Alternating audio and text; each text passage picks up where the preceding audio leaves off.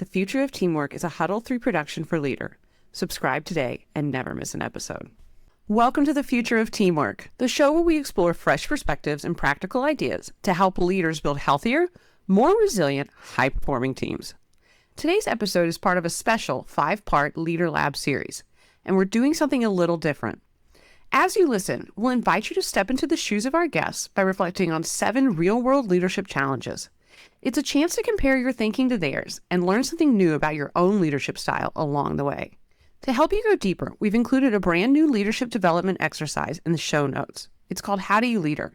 And it's a short set of reflective prompts you can work through on your own or with your team. Think of it as a leadership workout designed to stretch your thinking and strengthen your impact.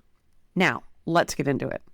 In this episode, we're joined by Conner Doyle, Vertical President, Healthcare and Practice Management at Full Steam, who brings a powerful story of adaptability, clarity, and connection during times of private equity-driven change. From starting as a marketing student to leading hundreds of people across multiple companies, Conner shares how the freedom to fail and the opportunity to learn become cornerstones of his leadership style. If you're navigating change, mentoring teammates, or just trying to build trust across functions, this is a conversation for you. And don't forget, all the resources, including the How Do You Leader exercise, are in the show notes. Let's dive into episode 2 of the Future of Teamwork LEAD3R Lab series, Building Trust in Times of Change. Enjoy!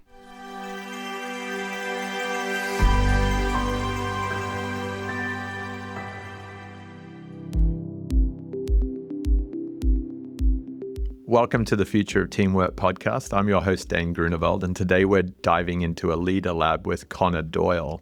The LEAD3R Lab's here to help you reflect on your achievements, your story, and your approach to teamwork through the lens of a leader, in this case, Conner.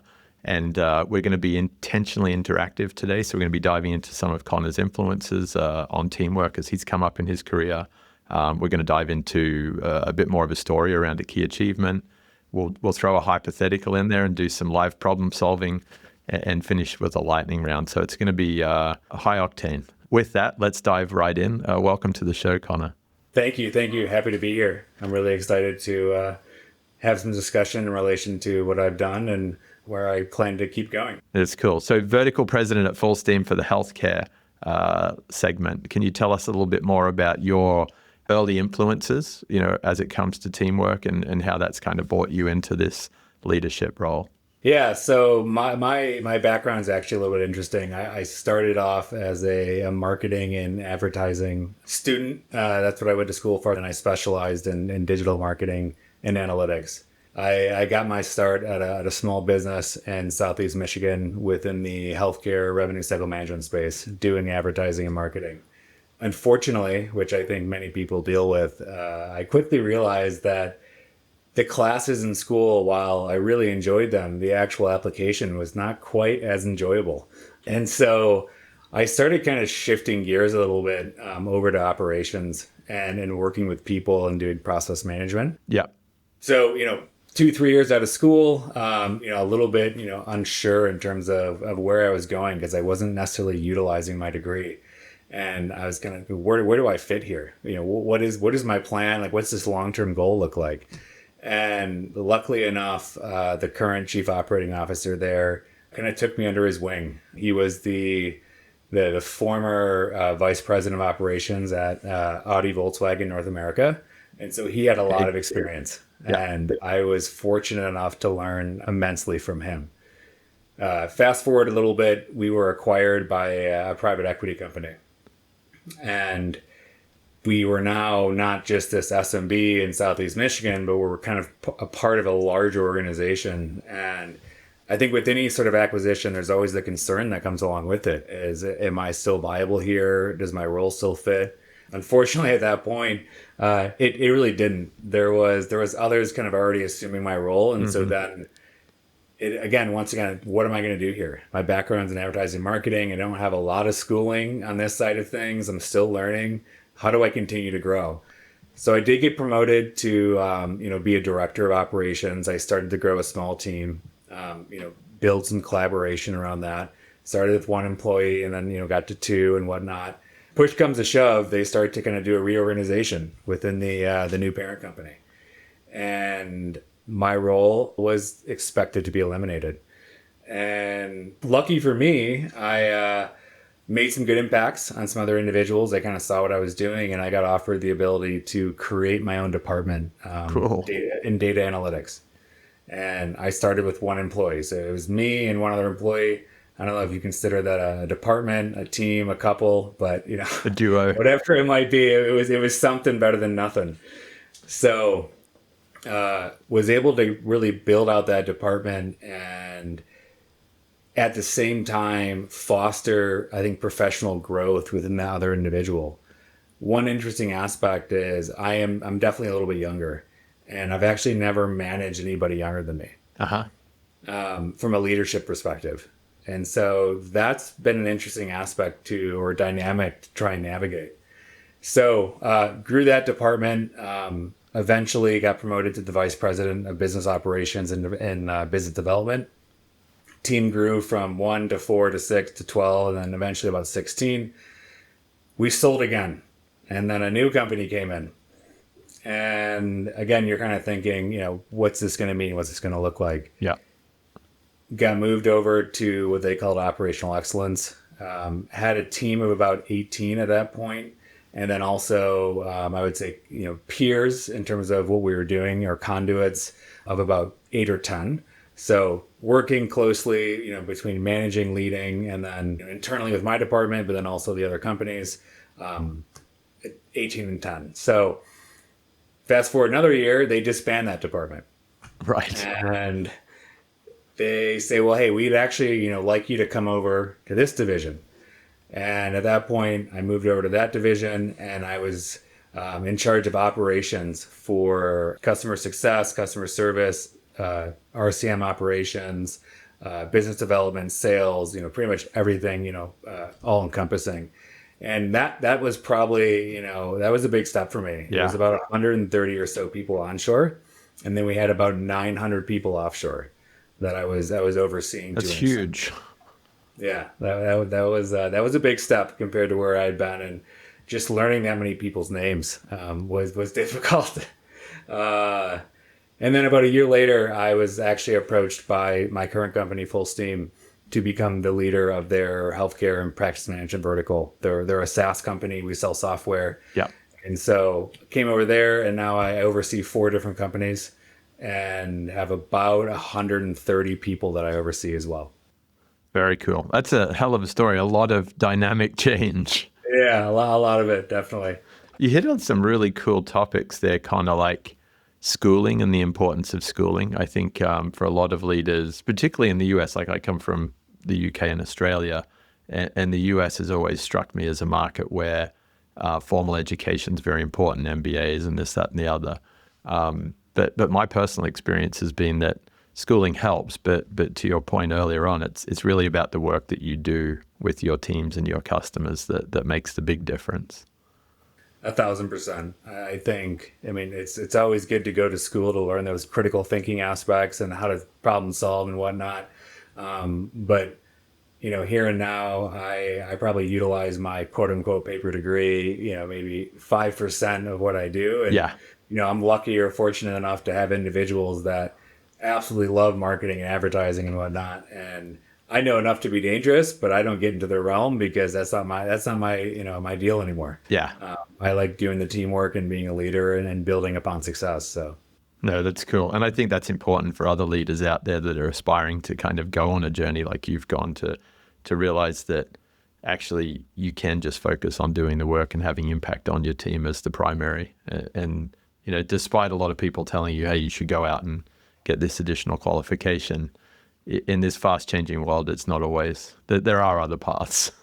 You could spend your entire life doing that. Yeah, you could. Multiple. And then the other theme there, Conner, is this theme of like fundamental transformational change, like going through private equity driven, recapitalizations or transactions. I know there's a lot of people out there in the world that have been in tech businesses or in life sciences businesses, biotech, that have gone through huge consolidation cycles. But it takes a fair bit of sort of grit, resilience, open-mindedness to work out where you fit and play well in those times of change. Yeah, it's definitely challenging, and I'd be lying to myself and others if I said it was easy, because it wasn't. Yeah. It was very, very difficult. And there's some days that you were drained and you're exhausted because you feel like you're not providing value. And I think, in my opinion, everybody that shows up to work every single day, it should be a good day. I'm not saying work should always be fun or it should always be great, but 9 out of 10 times you come to work, like, you should leave feeling satisfied and happy about it. Yeah. And there were stints where, it was months where I just felt like, man, is this going to work? What's going on? And you see that, and it's very common, I think, in the M&A culture or the world of these people in SMBs where everyone knows each other and they come into this big new, environment. Yeah. And the change management aspect is so critical. And I think that, for me, is like really helped me elevate. And Fullsteam is also a company built around M&A. Right. Which, when I came in, I was like, oh, I'm used to this. This is because I've been through, like, I've start to finish. I've seen what goes on, and I know what the challenges look like. And that really, I think, helps accelerate my ability to connect with people, because I truly understand their problems and I can empathize with them. Because I'm not just saying, oh, I've been there, but I've literally been there. Yeah. And I know what that feels like. Yeah, that's cool. And I love that you highlight connecting with people, because in this world where we've got this loneliness epidemic, I think it's really important what you touch on, that not only you connect with them as humans, but you help them get clarity around where they create value, where they provide value, because that allows someone to feel like they matter on the team. And I think mattering's huge. It's, I think, one of the most critical aspects of a successful employee or individual or high performer. Yeah. Is them actually seeing not just what we're doing, but why we're doing it, and then being able to connect on that level and showcase, I understand it might not make sense now, but here's what we're heading towards. And you're going to see the tangible results that are achieved via what you do. And it might not be fun right now, but I promise you it'll be more fun once we get there. And that storytelling kind of crafting piece is big. When you were going through all of that change, who was doing that for you? Like, did you have a leader there that was kind of shaping a story for what the future of your department would be? Or were you having to kind of craft your own stories within this larger organization? I would say a little bit of both. Yeah. I like to storytell. I think the art of storytelling is extremely important. Whether it's, whether you're in presentations, explaining data or a concept, or it could be anything, but being able to properly, concisely, and articulate what it is you're trying to do, and telling that story succinctly is important. And I've always liked writing. Advertising, communicating. I enjoy that aspect. Yeah. But back to your original question, I would say it was 50-50. I was feeling pretty lost. I was given an opportunity, and I had never really had this opportunity before of just, hey, here's your blank slate, go do it. And I kind of said to myself, well, I guess I'll do it how I think it should be done. And if I'm not doing it right, you tell me. But until then, I'm just going to keep doing what I think is best. And being given that chance and that opportunity, like, to fail, because they say if it doesn't work, we can always do something differently. Yeah. And like having a little bit of that freedom is, I think, really what helped me to accelerate professionally, but then also like take that ideology and utilize it now in a leadership position to allow others to do that. That's very cool. I'm going to replay a couple of those words that you said, the opportunity to fail and freedom. Like, those two just jump off the page at me, because there's a lot of leaders out there in businesses that have gone through massive transformations, whether it's acquisitions or whatever else. And I hear people all the time say, well, my boss is doing a poor job of setting out the vision or the story of where we're going. And my recommendation to them, going back to your 50-50, is always like, well, maybe they can't do it. Maybe you can help them. Maybe you can create a story and see how that works for your team, and see how it might work upwards in the organization. Like, that freedom, that opportunity is massive. I think it's absolutely critical. Yeah. I think good leaders lead to standards, managers manage to expectations. Oh, that's good. So yeah, when you lead to a standard, it's like, here's what I'm expecting or what I want, but I'm hoping that you can get us there. And I'm giving you the blank portrait or the canvas to do so. Yeah. And I want to consult and be involved along the way, but I'm in relation to development or database or, whatever it might be. I'm the dumbest person in the room. I have no idea. Yeah. So I'm asking you to help guide me and bounce ideas so we can have that collaborative conversation so you can run with it. So you feel confident in that why we're doing this and how you can actually get there and achieve it and then have it be tangible and you can see it and be proud of it. Yeah, I really like that. And there's something about a standard versus an expectation, which is kind of like, it's not as micromanaged. It's like, here's what we're trying to achieve. You guys go find your way to do it, where the expectations can sometimes be a little bit too like metrics based or do it my way. I mean, you have to find the balance to an extent because there are budgets. We're in business to have a profit. Yeah. I totally get that. But at the same time, you don't need to actually put up the bumpers and say it has to be done exactly this way because there's 10 ways, there's many ways to skin a cat. Totally. It doesn't have to be the same way every single time. And I think failing and moving quickly and being allowed to fail allows you to do things just that much better, that much more effectively and efficiently. Yeah. You can learn from them. So that's really a huge methodology of mine. I love that. That's very cool. And particularly, like you say, the learning from failure becomes very, it's far more visceral than learning from a book. Oh, yeah, absolutely. Yeah. On-the-job experience, That's on-job it. training. That's it. So if you then thought back on all of that change, is there one sort of big achievement that stood out to you that you had to navigate with the team, and what might that be? One big achievement with the team. I would say when I moved into the role of operations leader across the division, we were having immense issues with customer turnover, onboarding, customer experience, and kind of looking at their journey map and where the pain points were. And I kind of sat down and I looked at the org chart and I said, guys, we have to rethink this. This just isn't working. We're too segmented. There's not enough collaboration happening here. We had these pods, as we called them, of basically just teams of people, but then they weren't cross-pollinating. They weren't talking to each other. No one was learning from past experiences, and so you'd have one pod making a mistake, and the same pod next to them making the same mistake, and so that interaction wasn't occurring, and so we just found ourselves shooting ourselves in the foot over and over again on the same thing. And process improvement or realignment, so to speak, even like SOPs, all these kinds of things, which, hey, they exist for a reason. I get that. But to expect everybody to read them and to adhere to them like to the T every single time, that's just not reality. No. They're people. It's just human nature. People make mistakes. It's okay. And so I had a team at that point of 3 vice presidents. And they were kind of like their titles were a bit ambiguous. And I said, look, what we're going to do now is we're going to go more functional. We're going to create 3 distinct pillars. And when we look at what we're doing as a business from a service perspective, it's customer service, it's operations, and then it's the back-end administration and operations that are related to software. Yeah. These are our 3 cruxes in relation to how we are successful. No more pods. Everyone's going to work in more of a team vertical structure. And then we're going to have the cross collaboration between vice presidents, directors, managers, and then those teams can also cross pollinate. And so everyone's going to have a counterpart. Yeah. So the counterpart for this team over here is going to have a counterpart over in this team. And they're going to have meetings. And so we fostered that communication and we fostered relationships. And we were seeing about a 24% attrition rate. Yep. If you annualized it. That's big. On top of it, what was also being immensely impacted was the culture of the company because people didn't feel it's all remote work. People didn't feel like they knew their peers. And so our employee attrition rate was also about 18%. Once we went through the reorg that took about 90 days, we got done and we started functioning for about 75 days. 0 client attrition, 0 employee attrition. Wow, that's a quick turn.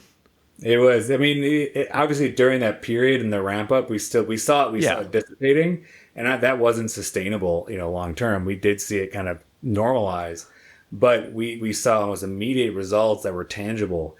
And talking internally with teams, like I love this so much better. Now I know my coworkers. I get to collaborate. We can have these discussions. I learn from him and her, and so it was to me like having my team buy into that because it was a big lift. I was like, this isn't going to be easy, guys, but I can promise you, I think this is going to work. And if it didn't, okay, we would have failed, but luckily it did. And just like being able to inspire that within these individuals that were already kind of, a little bit, I guess disappointed with how things were going. Yeah. Not really, energetic to kind of do something else on top of their day-to-day job. Having them buy in and really invigorating them to see the change. And then they could actually, I'm always about a top-down effect. Yeah. Is if you're not, actions speak louder than words. And so if the leaders aren't buying into it, no one else is going to. I got them to buy into it. And then it was just like clockwork. You just started seeing it just waterfall all the way down and people really, really enjoying the entire process. That's cool. Yeah. I mean, it's always worked, but what I'm hearing there, Conner, is that you're able to create more engagement, connection in the work, probably more clarity on who does what versus the pods.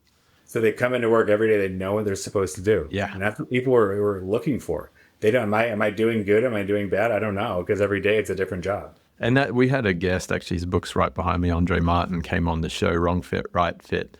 And he talked about just the cost to a business of people not knowing what they do or how they're effective. And I think when he looked at the US economy, back when he wrote the book, it was $8.9 trillion. It was a huge number.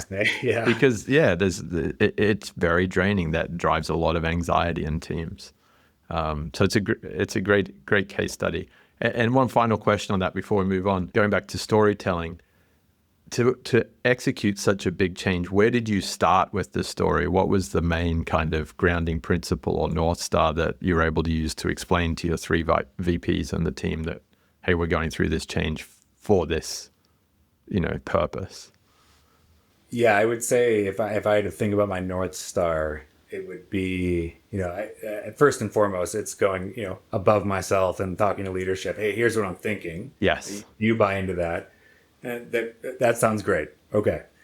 Then it's going to the team and saying, hey, look, like here are the critical aspects that I have discovered in the first 4 to 6 weeks coming back, coming into this division. And here's what I think it is. I think it's basically a lack of communication and it's a lack of clarity. Oh. And those kind of go hand in hand. It can be unclear communication, but also a lack of clarity in terms of what people are supposed to do. And my first thing is, do you guys agree? What do you think? And if you don't, please tell me why. Let's have a conversation. What am I missing here? Yeah. Yeah. And I almost wanted to flip it back on them and say like, hey, like, how do you feel about this? Do you think you can buy into this? Because I'm not going to tell you this is how we should do it. Yeah. I'm going to say, this is my idea. Do you think it's viable? Yeah. And if so, all right, let's start with us then, first and foremost. We're going to set up our meetings. We're going to set up the collaboration. Then we'll start bringing people in. And we haven't even reorged anything yet. We're just going to start bringing certain individuals in and kind of getting, feeling it out and then asking others. Because, it's almost like crowdsourcing, in my opinion. It's like you only get the buy-in if you start crowdsourcing those that are going to matter. And that was really my North Star, is like, if we can get enough here, a critical mass that then can actually be proliferated across the division, 130 different people, I think this will work. But it's not going to if we tell everybody, okay, here's your new box, here's where you sit on a PowerPoint. It's not going to matter because they're going to feel like I don't know where I sit to begin with. So now you just put me in a box. What's different for me today? Yeah, what's different, exactly. And then it was working with HR and looking at proper job descriptions. And I'm a huge proponent of skip levels. And I don't believe in the hierarchy. I believe we're all peers. We are all working towards one common goal, and that common goal is success. Yeah. And it is what it is. And so if you want to call me on a Saturday or a Sunday or Friday at 10 p.m., go for it. Because that's what I'm here for, literally. Like, I am here to be that person and talk through things. And so my first 6 or 7 weeks, people thought I was crazy or pulsing. I did about 140 meet and greets. Wow. 30-minute meet and greets. I started, I went to almost everybody. I think I still have a few left, but I met everybody personally for 30 minutes because I think that's important. It's super important. Again, it goes back to connection. I love the way you raise skip level. I'm also a huge fan of skip level and not a big fan of hierarchy getting in the way. Like, hierarchy has its place. There's a reason for it. Yeah, there's a reason. But don't let it get in the way of the way we do work. Exactly. Yeah. Yeah. fail fast, move quickly. You don't need approval or red tape for everything. Yes. Like let's all be successful. And I found that I think the companies or the organizations that move the fastest are usually the most successful. Yeah. Because by the time they go through 3 months of meetings and planning, the other company that just started and failed, they've already determined what's not going to work, and they're already still 10 steps ahead than the company that's projecting what might be the issue. Yeah. That's interesting, because my next question was going to be, what do you consider to be your philosophies on teamwork? And I think I'm picking up a few, but how would you answer that if you had to knock it out in 2 or 3 concepts? I would say if I had to categorize it in 3 like succinct pillars, I'm a big fan of pillars in terms of like, and every human being has, values that they adhere to. And so if you can kind of take that ideology and spread it to an organization of like, here's our pillars, here's our vision, mission. I look at it as fail fast, or like ask for forgiveness, not permission. Yeah. I would rather you, to an extent, obviously don't do anything, outlandish, but for me, it's like you're taking the initiative, you're trying something, and as long as you learn from it, let's document that and make sure we know that moving forward. Yeah. I think as a leader, I'm very ignorant. I mean, I'm overseeing 4 different businesses, 4 different softwares. Yeah.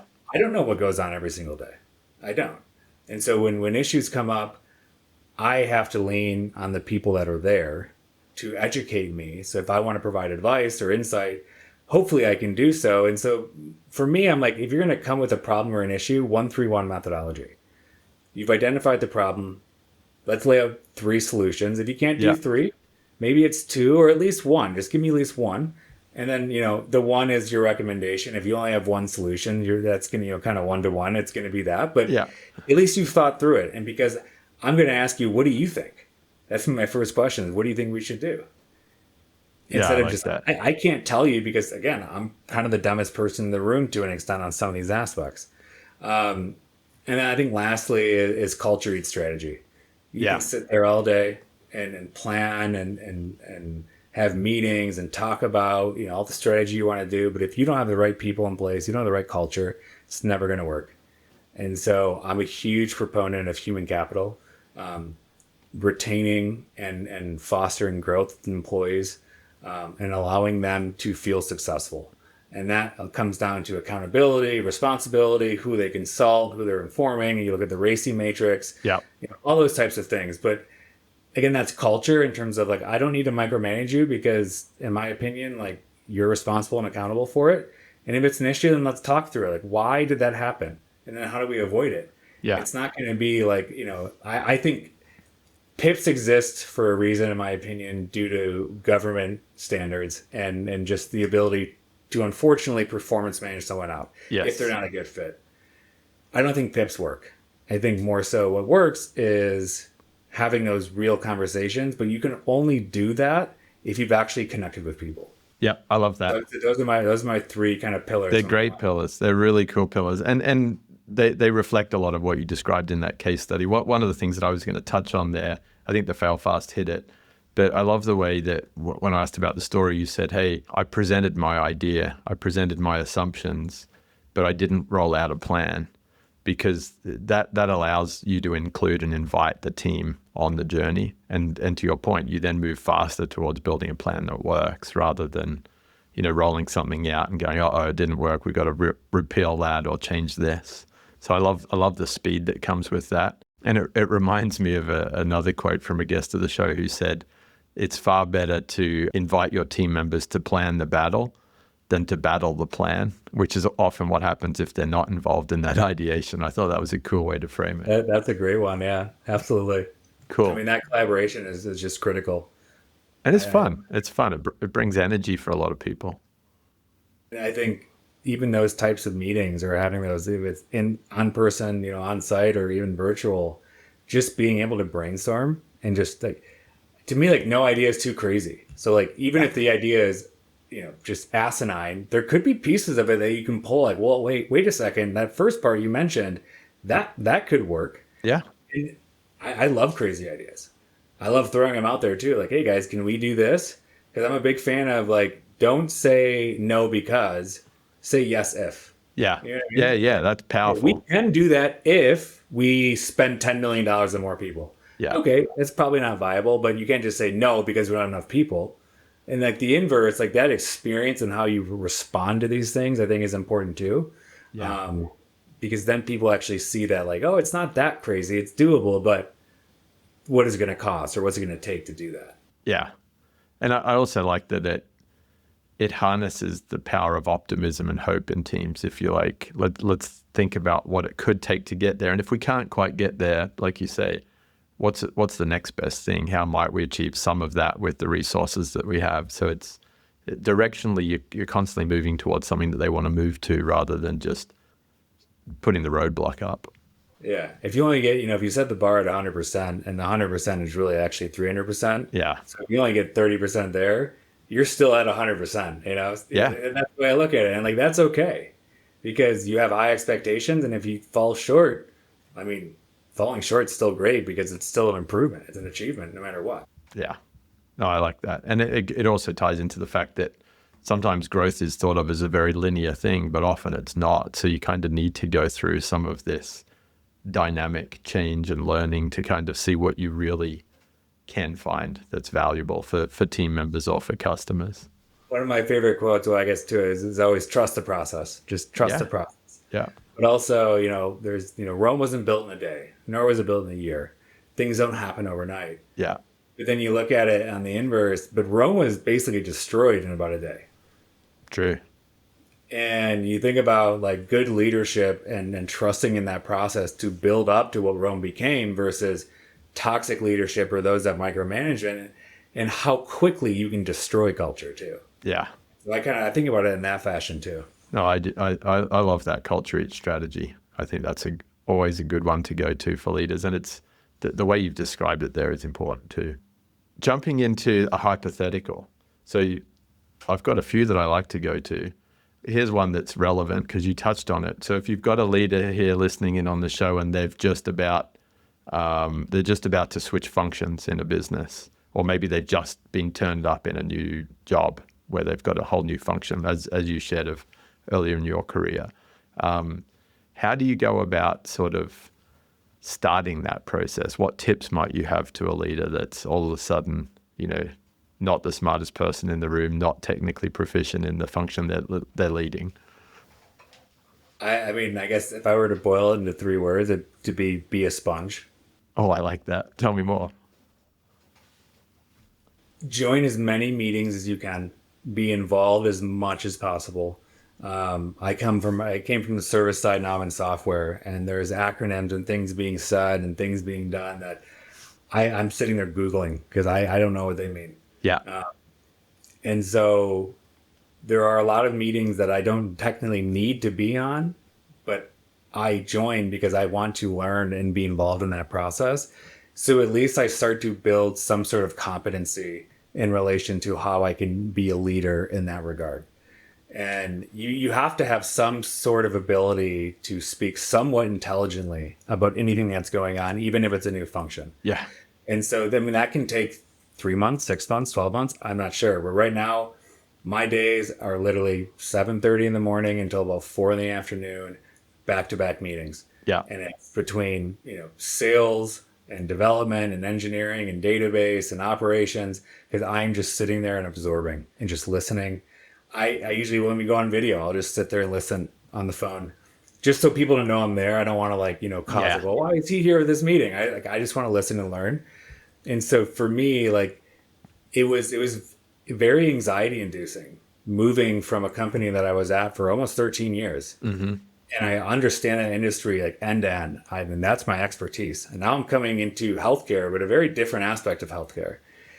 And so I was very nervous. I was like, I don't know a lot about a lot of these things. But in a matter of 60 days, I found myself where I'm fairly ramped up. And I understand the inner workings, the team dynamics, the individuals, the processes, because I just, grinded it out. I had the grit of just sitting there. In some of these meetings, I'm like, this is really boring. I'm not going to lie. I mean, it's just sometimes that's the way it is. Yeah. But at the end of the day, it was so immensely helpful in terms of my ability to get to the point where now I feel like self-sufficient. That's cool. Or I don't need to be onboarded anymore or have somebody check in with me, because now I'm at the point where I feel like I can check in with others because I know just enough to be dangerous or actually have that conversation with them. Yeah. I love that check-in with others too. And you talked about the 140 meet and greets, but it's important to go in and say, hey, I was in that meeting and I saw you talk about that. Tell me a little bit more. It invites them to help. And I think that's really good for team bonding, team chemistry. 100%. And that's actually one of the first things I've started doing here is having more cross-departmental meetings. But I also, one of the things I do is I have a list or someone's name, and then anything that comes up, because I have about, I would say, almost 20 one-on-ones a week. It's a lot. And it keeps growing. And then probably I would say now I bet you about 80 one-on-ones a month. And that's like different people. Yeah. So some are bi-weekly, some are once a month, but I'm always checking in just to talk. And I have a list, an Excel sheet, where when I hear things come up, I have their name there and I put a note saying, hey, I heard you mention that. Can we talk more about that? Yeah. And so when I come there, it's not just like, I would say for me, it's like 60-40, 60% like, hey, how are you doing? Or, how are your kids doing? Or how's your dog? Or having that personal connection. Because I think that's important. It's just like, we're all human beings. We're all people. Like, let's not always just be talking about work 24/7. But then the other 40% is like, I know you mentioned, you're having issues with onboarding or with legal and the contracting process. Can we explore that more? Like, what were you referring to? Because I'd love to help break down some barriers to make this better for you. Yeah. Because again, that's what I'm here for. That's literally what I'm here to do, is break down barriers and make your job easier. I love that. That's a great soundbite. Another friend shared, it's all about leaders' jobs often to import stress, like take that stress out of the team. Legitimately, yes. So that then they can just get on with what they need to do and feel comfortable doing it. That's another, I think, thing I feel very strongly about, is that leadership is a choice. Yeah. And there are some individuals that make the decision, like, I don't want to be a manager. I don't want to manage people. I want to be an individual contributor. I'm good where I'm at. Then you have people that think that that's like the pathway to success. So the only way I'll be more successful is if I'm a leader. Yes. But they're not making the choice to be a leader. They're making the choice to be more successful. That is very counterintuitive in my opinion, because I thoroughly enjoy working with people. I thoroughly enjoy being this type of individual where I can absorb some of that stress, or I'll have to work late. It doesn't bug me because I know I'm making someone else's life easier. Yeah. And that's like, to me, like it is a hard and fast choice. You don't just fall into it. You have to, consciously decide to be a leader. Yeah. That's cool. That's super cool. So that's a lot of good advice to anyone who's in that seat. Jumping into a new function or a whole new organization. So thank you for that, Conner. If we jump into our lightning round, I got some quick fire questions. The first one, what's one thing that separates good teams from great teams in your mind? Applause. Cool. And I would say applause in terms of just cheering people on for their successes and then supporting them in their failures. That to me is true culture, is celebrating others. Love it. It's a great one. How do you balance individual autonomy with collective success on a team? It's a fine balance, that's for sure. I would say the best way is to ensure that whoever is that team manager or that director over those kind of individual successors, because not everyone is going to be high performer, high potential in the 9-box matrix. Yeah. It's just not reality. Yeah. And as much as we'd like that to be the case, it's not going to happen. And so just ensuring that you have the right personalities and personnel within that dynamic. Again, that goes back to leadership as a choice. If you're going to be a leader of this team, you need to understand how to manage people differently, because you cannot manage everybody the same way, and it cannot be like directives or dictated. Yeah. You need to be able to get down to that individual level to balance that out.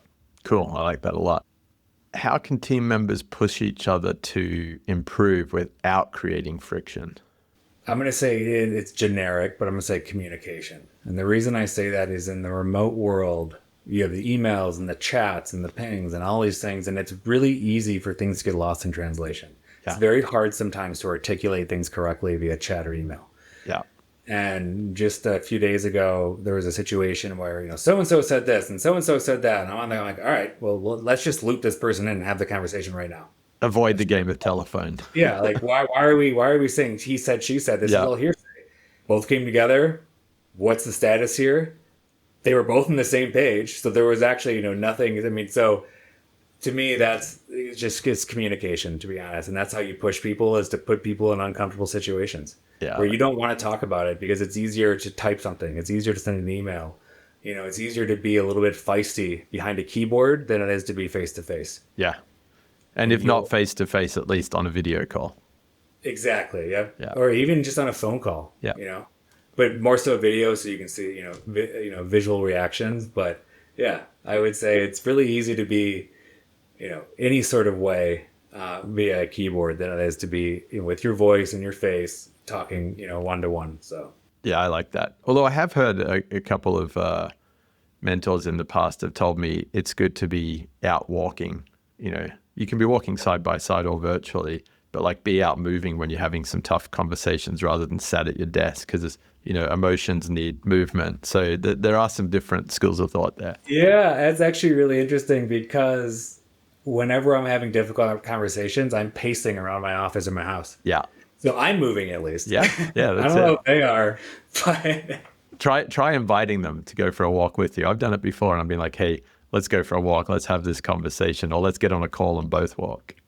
I love that. That's a great idea. I'm going to take that one. Go for it. Thank you. Last one would be, and you touched on applause, so this is a good one to end on. What's your favorite way to celebrate a team's success? Sharing it with others. So what I've found here at my new organization is the culture is phenomenal, and the celebration of success is just rampant. And so everybody is excited to celebrate everybody. Yeah. And so really just being able to call it out, but then that's how the culture is really, I would say, at a leadership level in terms of the leaders across the organization. Given the fact that we are 90 plus companies, that doesn't necessarily always proliferate downstream. And so that's actually one of the things I'm working on in terms of communication and cross collaboration, is like, now we can start calling people out between our businesses and then also between departments. Yeah. And people need to realize that like every day is a success.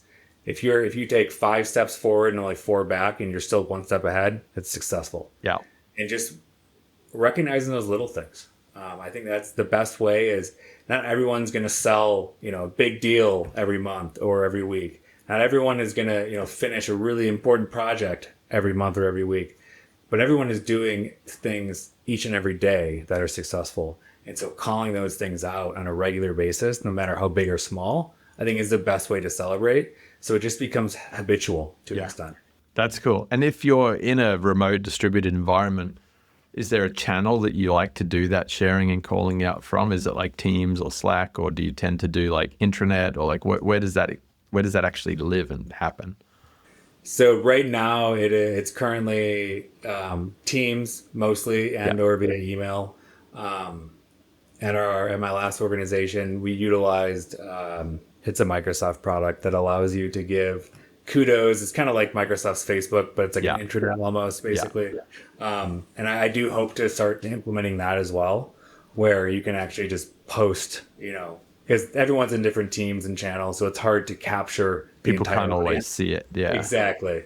So having something that's much more, I would say, accessible and available to all 130 people, not just these 15 or those 20 or whatever. That's a cool point. I like that. Particularly when you're going across teams. I think that's really neat.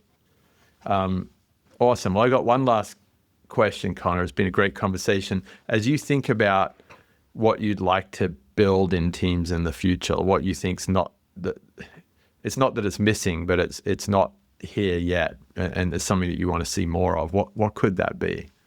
I would say empathy. In so many different ways, just as a society in general, empathy has been lost to an extent. And everybody has things going on, like especially when you think of like a work team or like a professional team. Everybody has their own lives. Everybody has things that are happening, whether it's with their family or their spouse or partner or their dog or cat. I mean, anything like that. Like there are so many other aspects that are happening, and people have bad days. Things happen. People make mistakes. It's normal and it's natural. And I think this cutthroat ideology of like either you make it or you don't is just, it's unrealistic, and it's not reality. Yeah. And so having empathy with others, I think, is just so important, and just understanding that everybody has their own struggles. Yeah. Even if that person looks like they're the best perfect person in the world, I can guarantee you they're not. They have their own issues and problems. And so in reintroducing empathy back into the workforce, and especially in a remote environment, I think is just critical. Yeah. We're all here because, for the most part, because we have to be to an extent, everyone, it's an economy. We have to, make money, do services, so on and so forth. But also outside of work, we're all just people. And, I always believe that people are inherently good. Yeah. Not malicious. So I think empathy is really important. I think to an extent in corporate culture, it's lacking a little bit. I think you're 100% right. I always think that the best teams are having real community impact. Like their employees go home happy. They're better husbands or wives or, brothers, sisters, carers, whatever they are, sports coaches. And I think that is something we could definitely benefit from seeing more of in the future of teamwork. So that's a great future hope. Well, thanks for diving into a LEAD3R Lab with me, Conner. It's been a great conversation. I've got tons of pages of notes here. And if anyone out there ever wants to connect with you, have more conversations around leadership philosophies or otherwise, where do they best find you? I would say on LinkedIn. Yeah, cool. I'm very active on LinkedIn, so feel free to reach out. That's how you and I met. So that'd probably be the best way. And also happy to share my email, after the fact. So cool. Awesome. Well, thanks again, Conner. I hope you have a wonderful weekend. Thank you. You as well. Just a quick note before we go. The views and opinions shared in this episode are those of our guests and do not necessarily reflect the views of the host, Dane Groeneveld, the Leader Group, our patron Huddle 3, or our partners and affiliates. Any scenarios discussed are for the purpose of fueling creative thinking and conversation, and should be viewed only in this context. Dane, Leader, our sponsors, partners, and affiliates do not endorse any guest or any organization they may be associated with. It's important to remember that every workplace is as individual as the people within it. Our recommendation is to always seek solutions that are specifically designed to help serve your team's unique needs. And to this point, please know we're here, ready to help you find the best way forward, no matter where your starting point is. You can connect with Dane or myself, Alicia McCraw, on LinkedIn or via the links contained in the show notes. Thanks again for tuning in. And hey, if you think someone in your network would benefit from this episode, feel free to share it or give us a 5-star rating. Those 5 little stars really help us reach more curious people like you. We'll catch you next time on The Future of Teamwork. Follow the Leader team and see what they've been up to at leader.com. That's LEAD, the number 3, R.com.